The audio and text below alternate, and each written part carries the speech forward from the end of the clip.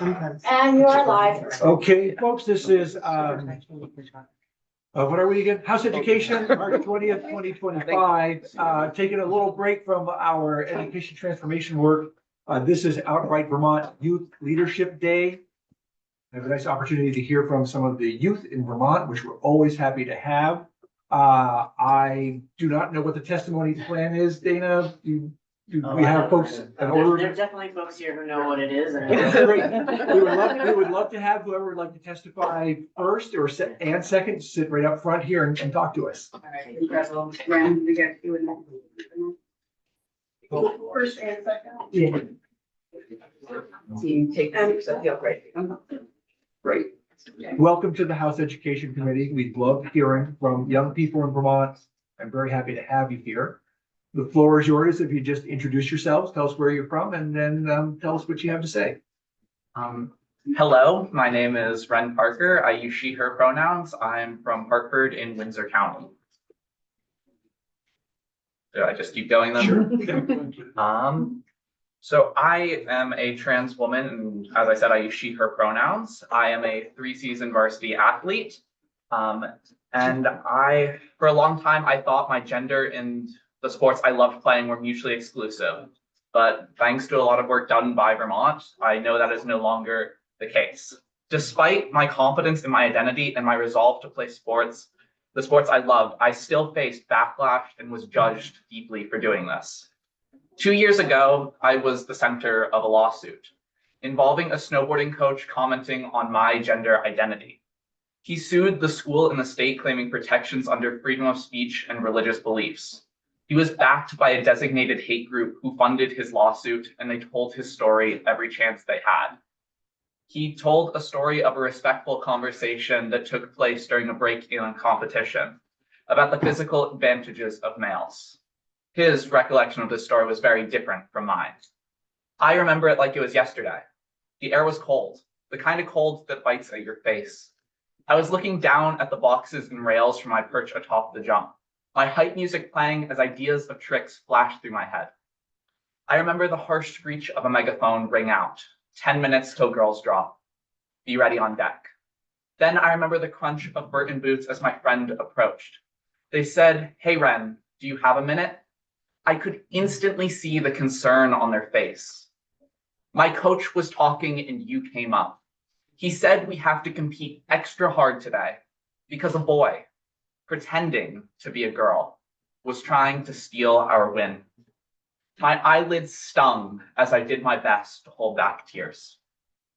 I watched his story unfold online and in my community, but my story was never told. I was the one who reported him to my coach. I reported him only because members of his team were gender non-conforming themselves. I was protecting them. I do not know about the comments that he made in the lodge, but I do know the comments I reported were made during competition. I never thought he would be fired. I never imagined a lawsuit. I never imagined members of my community could have so much hate. This pain and guilt was all consuming. I spent hours online. I read everything I could. I was obsessed with my own case. Then, just this past year, I was the varsity goalie for my girls' soccer team, where we won our first game in 2 years. To make this win even sweeter, it was against the very same school that had caused me so much mental anguish not 2 years earlier. I didn't find out until the next day, but members of the opposing team had made transphobic comments about me. In that moment, I was back atop the hill, trying my best not to cry. They said I was a 6'3" man who was ruining women's sports, or that I was sick in the head.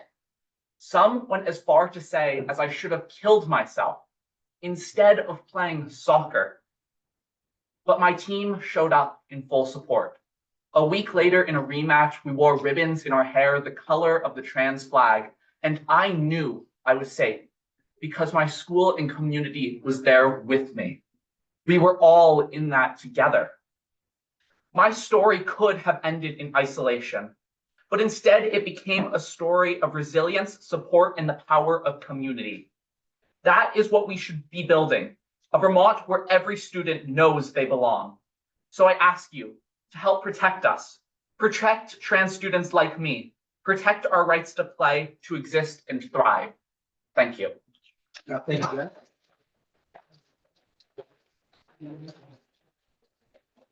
Thank you, Ren. Bye. I am Izzy Hand. I use she, her pronouns. I am a senior at Blue Mountain Union School up in Wells River. And I'm here today to express the importance of LGBTQ plus organizations in schools.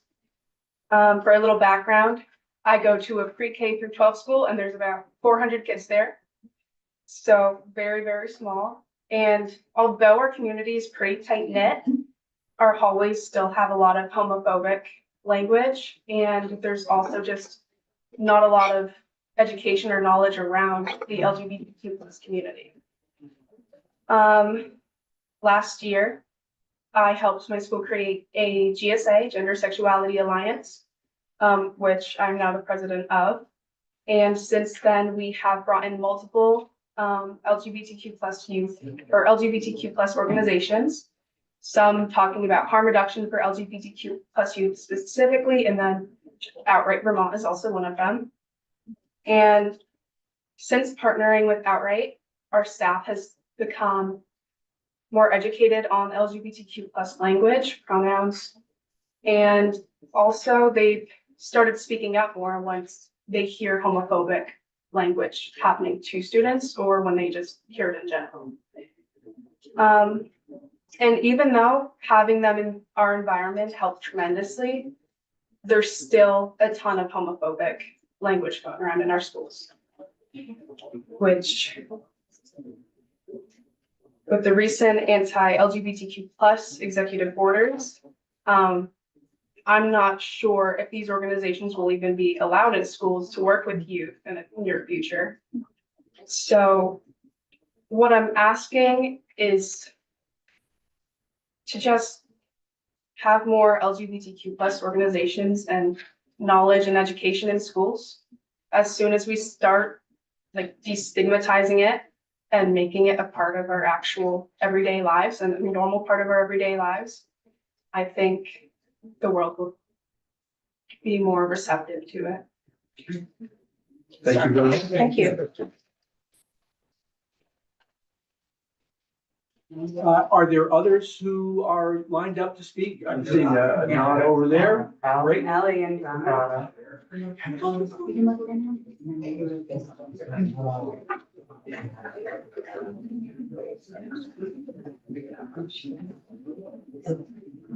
Welcome to you both. Welcome to House Education. We're very happy to hear from you. If you just introduce yourselves and tell us what you have to say. My name is Allie. I use she, her pronouns, and I've been working at Umbrella in St. Johnsbury, Vermont. I've lived in Vermont my entire life, and I've gone to school here my entire life. And while going to school here, I have constantly witnessed disabled students, students with mental health issues, students a part of the LGBTQ community, students of color be faced with extra. I'm sorry, you're all making me a little nervous. I'm not scared. I just think them all being faced with a lot of hatred and a lot of harsh words, and I've noticed even teachers borderline bullying disabled students, and I think that it's really important, especially with Vermont being such a blue state, that we bring in some sort of diversity education to teach teachers about how we are all different, diverse people. We all have very different experiences and we all grow up very differently. And teachers have to foster relationships with all of these different students. They have to teach them, they have to show them how to grow, they have to assist them and help them with a lot of things. And I think it's very important that we have some sort of diversity training. And I think that you should all care too, because you're all very different, diverse people with come from different backgrounds. Maybe you all have kids who are in the school systems. And I think it's really important that your kids are kept safe just as much as my future kids and me and all the other students at Vermont. Thank you very much. All right. My name is Donna. I use she, her pronouns. I am from White River Valley High School, and I am someone who is lucky enough to be proud of who I am and openly gay. But because of that, I receive a lot of bullying from my peers. And my school has ways of reporting this that various teachers have fought for. But we have a HHB policy around this sort of thing, but it tends to be not very great at what it does. 2 years ago, when I was in 8th grade, there was this kid who was constantly saying very homophobic, very racist, even sexist things, just to multiple people. I had wanted to get this kid in trouble for a while, so I had started keeping notes about all the things that he was doing.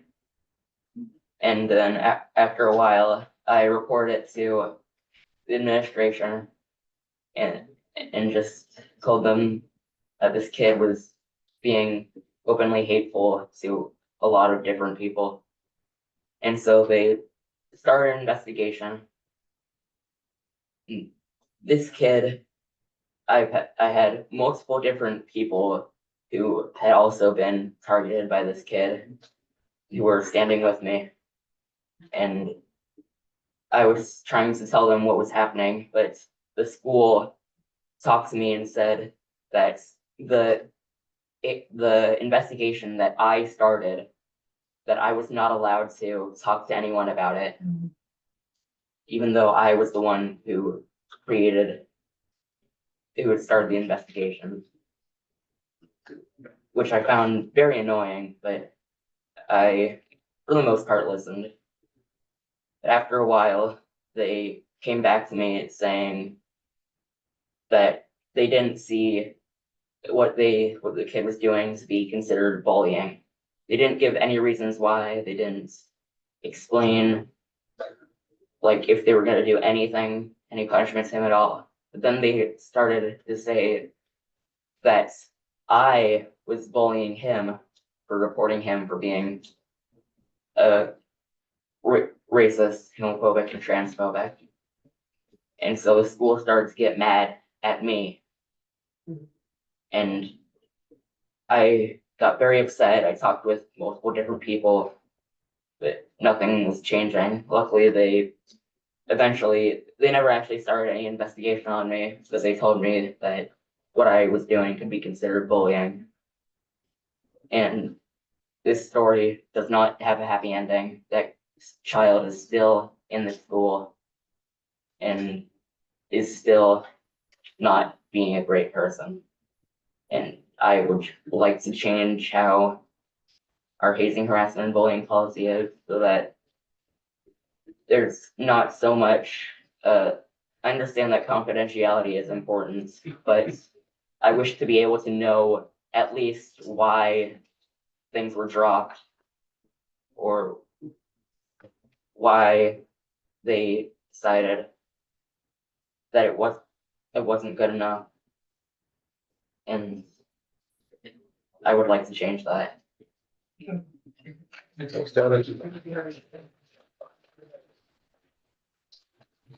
HHV policies and enforcement are very complicated stuff. You're absolutely right. And it's hard on, it can be very hard on all parties. Yeah.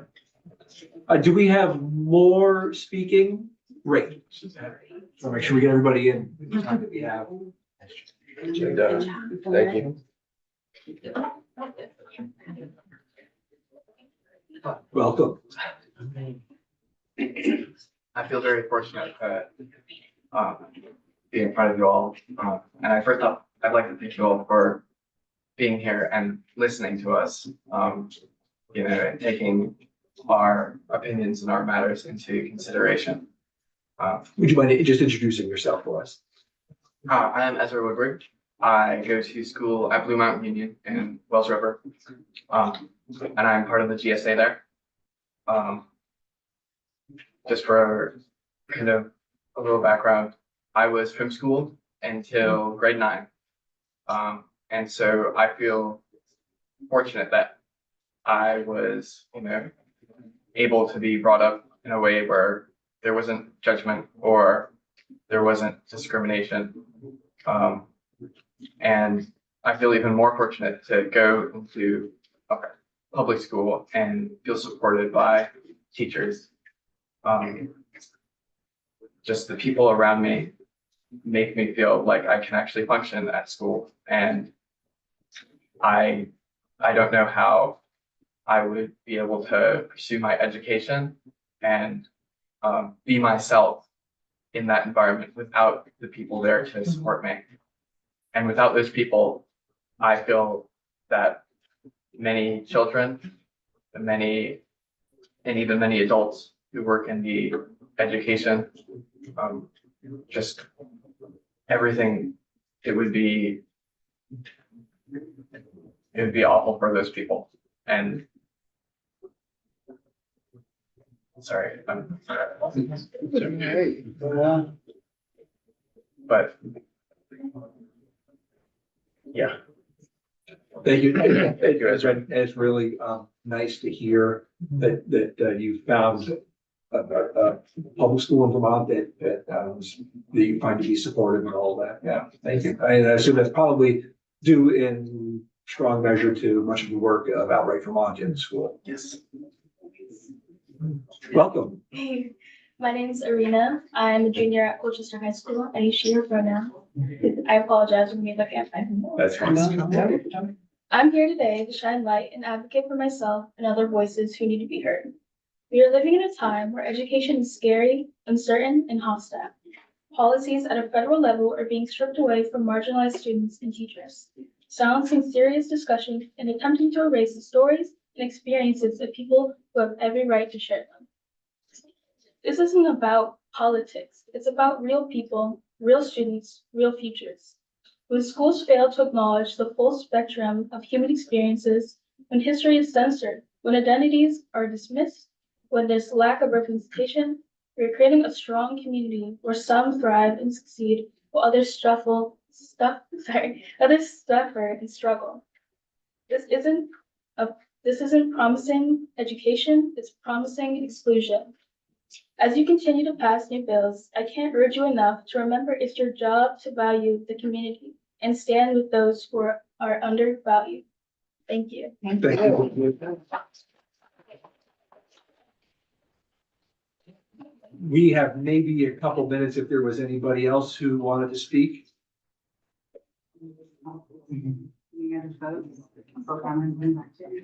Again, you're gonna round this out? Maybe a couple minutes, that little red light you see flashing by the door.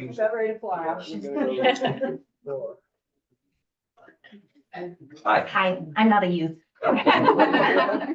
My name is Sultana Khan. I use she, they pronouns. I'm from Randolph. My family moved here in 1998 from Washington, DC, and I went to Randolph Union Middle School and high school. It was a time that was very different than it is now, but it feels very similar. When I moved to Randolph, the Take Back Vermont campaign was underway.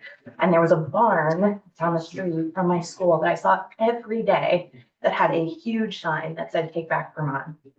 And what that meant is that I did not come out until I left Vermont. And so I spent my entire high school and middle school career pretending to be someone that I was not. And I had to leave Vermont to find people who reflected my own experience back to me in ways that encouraged and supported me to be the person that I was.